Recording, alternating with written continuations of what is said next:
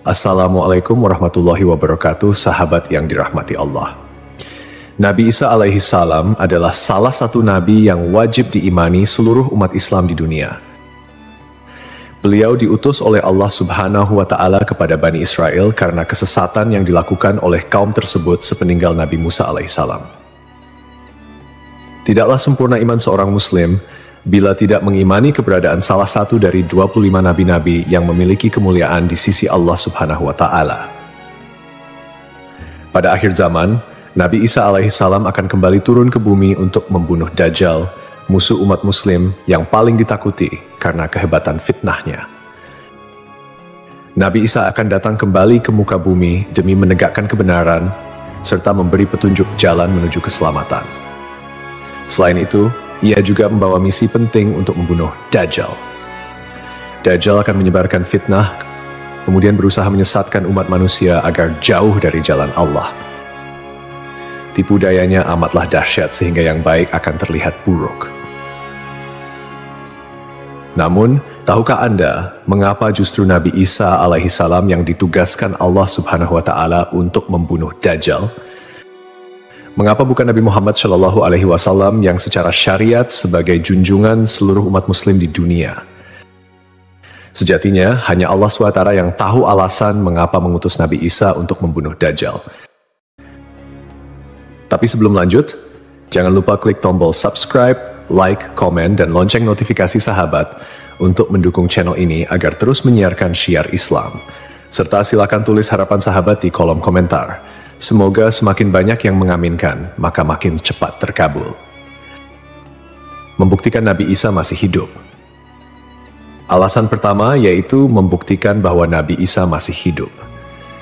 Bangsa Yahudi dan Nasrani percaya bahwa Nabi Isa dibunuh dan disalib oleh orang-orang Romawi. Namun, sebenarnya Allah Subhanahu wa Ta'ala menyelamatkannya dengan menggantikan peran Nabi Isa alaihissalam kepada orang yang wajahnya diserupakan dengan beliau. Sedangkan Nabi Isa alaihissalam sendiri diangkat ke langit atas izin Allah Subhanahu wa Ta'ala.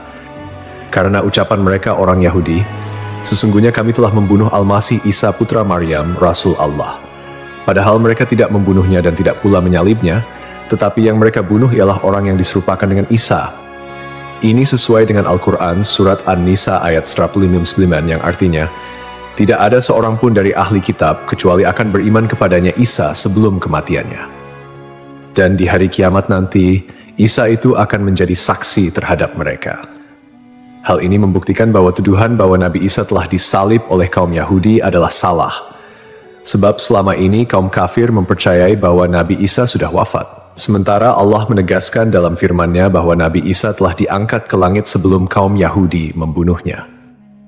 Di hari akhir, Dajjal muncul dengan segala tipu dayanya, kemudian dibaiat oleh kaum Yahudi. Kaum Yahudi juga bersedia menjadi bala tentaranya dengan keinginan membalas dendam terhadap kaum muslimin. Kemudian Allah menurunkan Nabi Isa yang menurut mereka sudah mereka bunuh di masa lalu. Allah menolong Nabi Isa sehingga berhasil membunuh Dajjal dan mengalahkan bala tentaranya. Di masa itu, mereka sama sekali tidak bisa lolos. Bahkan jika ada seorang Yahudi yang bersembunyi di balik pohon, batu, atau dinding, maka benda-benda itu akan berseru, "Di sini ada orang Yahudi." Dekat dengan Nabi Muhammad. Salah satu nabi yang memiliki kedekatan khusus dengan Nabi Muhammad adalah Nabi Isa. Aku adalah manusia yang paling dekat dengan Isa bin Maryam. Antara zaman kami berdua tidak ada nabi yang memisahkan. Selain itu, Nabi Isa sendiri pernah berdoa kepada Allah Subhanahu wa Ta'ala untuk dijadikan umat Nabi Muhammad. Oleh sebab itu, Nabi Isa diturunkan ke bumi untuk menjadi umat Nabi Muhammad. Pasalnya, berita tentang keistimewaan Rasulullah Shallallahu Alaihi Wasallam memang sudah diketahui pada zaman Nabi Isa. Hal tersebut diterangkan di dalam Injil sesuai surat Al-Fath ayat 29. Nabi Muhammad adalah utusan Allah dan orang-orang yang bersama dengan dia bersikap keras terhadap orang-orang kafir yang bersikap memusuhi, tetapi berkasih sayang sesama mereka. Itu adalah sifat-sifat mereka yang diungkapkan dalam Taurat dan Injil. Yakni seperti benih yang mengeluarkan tunasnya, kemudian tunas itu makin kuat, lalu menjadi besar dan tumbuh di atas batangnya. Tanaman itu menyenangkan hati orang yang menanamnya. Keadaan mereka diumpamakan seperti itu. Karena Allah hendak membuat marah orang-orang kafir. Allah menjanjikan kepada orang-orang yang beriman dan mengerjakan kebajikan di antara mereka ampunan dan pahala yang besar. Nabi Isa alaihissalam kembali turun ke bumi diyakini akan menegaskan kebenaran dari ajaran Nabi Muhammad SAW. Tidak bisa dipungkiri bahwa saat ini banyak umat Nabi Isa yang tidak menerima ajaran Nabi Muhammad SAW. Padahal Nabi Isa alaihissalam merupakan pengikut dari Rasulullah SAW. Al-Baghawi menceritakan dalam tafsirnya bahwa ketika Isa alaihissalam mendatangi Baitul Maqdis, di mana orang-orang sedang bersiap salat asar, maka imam di masjid itu mundur dan menyuruh Isa untuk maju. Namun Nabi Isa enggan dan ia tetap salat di belakang imam dengan syariat Nabi Muhammad SAW. Menjalankan kewajiban jihad. Menjalankan kewajiban jihad sebagai kaum muslimin adalah tugas yang penting. Maka Nabi Isa diturunkan ke bumi untuk menjadi umat Nabi Muhammad. Keistimewaan Nabi Muhammad memang sudah diketahui sejak masa Nabi Isa dan diterangkan di dalam Injil sesuai surat Al-Fath ayat 29, yang artinya, Muhammad adalah utusan Allah dan orang-orang yang bersama dengan dia bersikap keras terhadap orang-orang kafir, tetapi berkasih sayang sesama mereka. Kamu melihat mereka ruku dan sujud mencari karunia Allah dan keridhaannya. Pada wajah mereka tampak tanda-tanda bekas sujud. Demikianlah sifat-sifat mereka yang diungkap Taurat dan sifat-sifat mereka yang diungkapkan dalam Injil.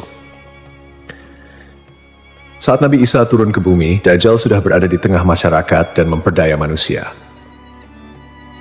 Sebagai kaum muslimin, Nabi Isa berkewajiban untuk berjihad melawan Dajjal dan bala tentaranya. Menjalankan kewajiban jihad.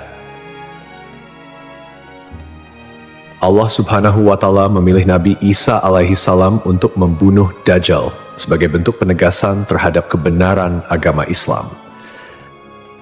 Sebagian umat Nabi Isa masih belum menerima ajaran Nabi Muhammad dan masih memandang Nabi Isa sebagai anak Allah Subhanahu wa Ta'ala, walaupun Nabi Isa sendiri menolak klaim tersebut. Nabi Isa sebagai nabi yang jarak paling dekat dengan Nabi Muhammad. Keduanya merupakan tokoh yang unik dalam perjalanan kenabian. Tidak ada nabi yang diutus oleh Allah Subhanahu wa Ta'ala di antara masa hidup Nabi Isa dan Nabi Muhammad. Oleh karena itu, Allah Subhanahu wa Ta'ala mengutus Nabi Isa untuk membunuh Dajjal dan menghapus seluruh agama selain Islam.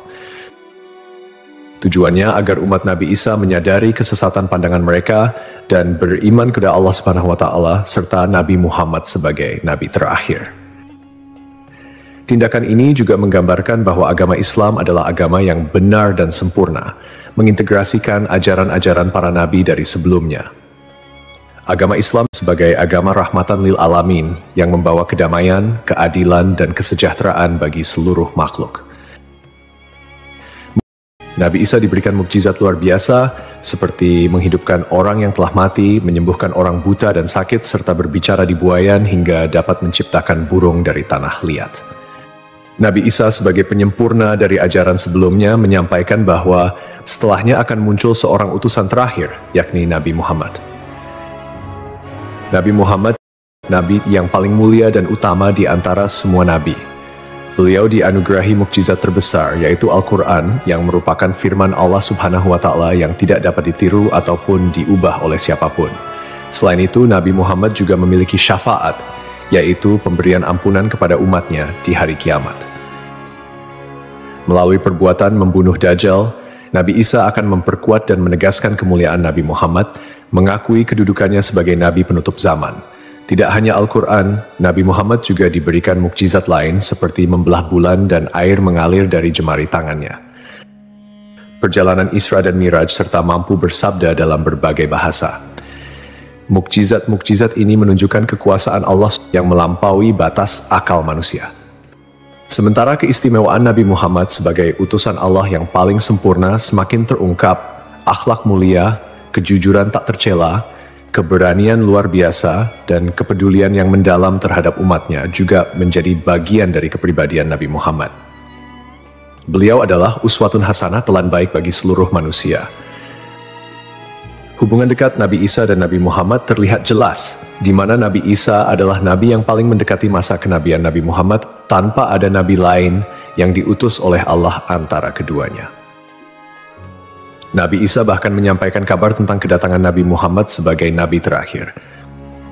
Beliau mengakui bahwa Nabi Muhammad adalah nabi penutup para nabi dan menyatakan persaudaraan di antara mereka, cinta dan saling menghormati. Nabi Isa dan Nabi Muhammad menjadi bukti kebersamaan spiritual dengan mengakhiri keberadaan Dajjal. Nabi Isa secara simbolis menegaskan kemuliaan Nabi Muhammad dan menghormati sebagai nabi akhir zaman. Untuk dikembalikan ke tanah. Alasan selanjutnya, Nabi Isa alaihissalam akan dikembalikan ke bumi sesuai kodrat manusia yang tercipta dari tanah.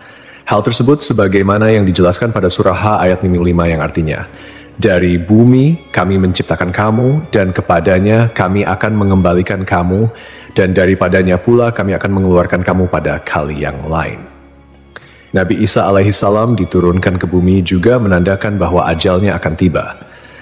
Setelah wafat, Nabi Isa alaihissalam akan dimakamkan di tanah suci, lalu dibangkitkan kembali bersama manusia lain di hari kebangkitan.